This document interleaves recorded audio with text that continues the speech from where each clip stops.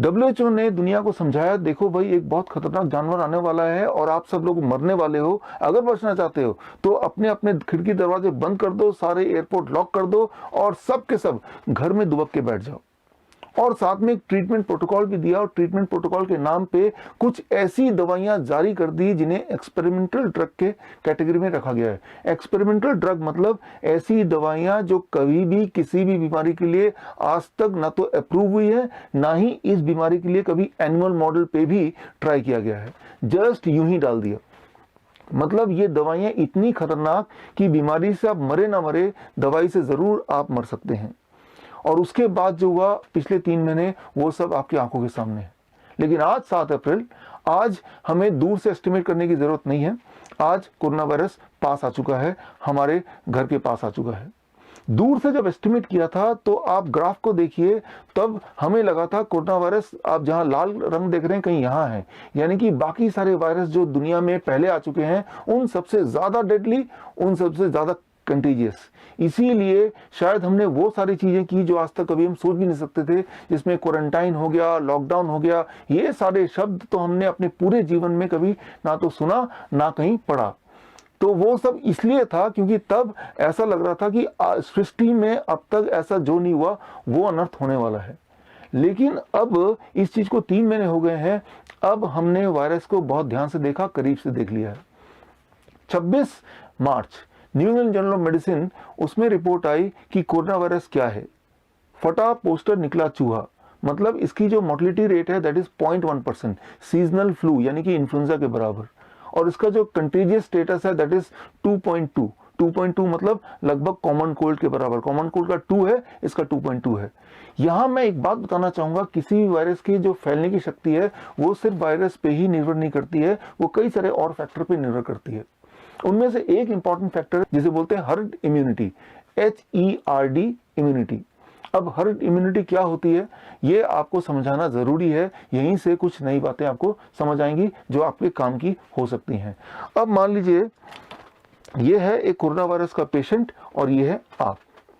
अब जब ये पेशेंट आपसे मिलेगा तो देयर इज अ चांसेस कि ये आप तक कोरोना वायरस पहुंचा दे और आप भी पेशेंट बन जाए। लेकिन ऐसा अभी नहीं हो सकता बिकॉज अभी लॉकडाउन चल रहा है, ये अपने घर में है, आप अपने घर में हैं, तो आपको कोरोना वायरस नहीं आ सकता, आप पीड़ित नहीं हो सकते। लेकिन आज से कुछ दिन बाद 14 अप्रैल को, 15 अप्रैल को या 16 अप्रैल को जब ये सब कुछ खुल जाएगा तब ये भी बाहर निकलेंगे और आप भी बाहर निकलेंगे। क्या आपको लग रहा है कि 15 अप्रैल तक या 14 अप्रैल तक जितने भी कोरोना वायरस के पेशेंट हैं या तो पेशेंट मर जाएंगे या कोरोना वायरस न जाने कहां गायब हो जाएगा या मर जाएगा? एक बात मैं बता दूं, ऐसा कोई साइंटिफिक एविडेंस नहीं है कि 21 दिन के अंदर अंदर कोरोना वायरस मर जाता है या मर सकता है। There is a great amount of chances कि कोरोना वायरस से ये इंसान मुक्त हो भी जाए, उसके बाद भी he can be a carrier of corona virus for long period. मतलब ये उससे पीड़ित तो नहीं है लेकिन वो कैरियर है, सिंपली कैरियर। और ऐसे में there is a great amount of possibility कि इससे कोरोना वायरस आप तक भी पहुंच जाएगा।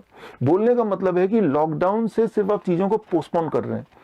अब जब लॉकडाउन खत्म होगा तो आप कभी ना कभी तो खत्म होगा, और जब भी खत्म होगा तब ये और ये बाहर आएंगे और तब ये ट्रांसफर होगा।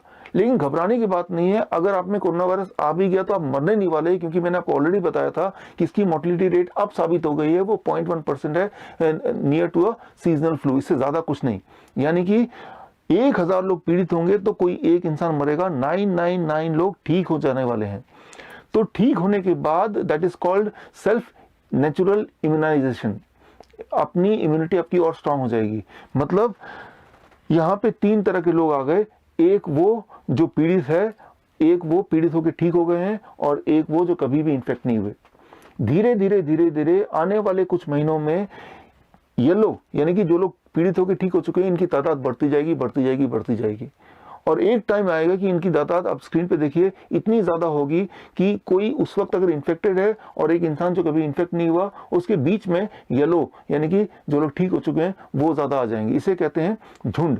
आपने देखा होगा कि हाथी के झुंड के बीच में बच्चा, हाथी का बच्चा होता है तो वो झुंड से प्रोटेक्टेड होता है, कोई और जानवर उस बच्चे पे अटैक नहीं कर सकता। So that is what is called herd immunity. इसका एक क्लासिक एग्जांपल दे सकता हूं, जापान में चाइना के बाद सबसे पहले कोरोना वायरस आया था, एंड दैट वाज 16 जनवरी।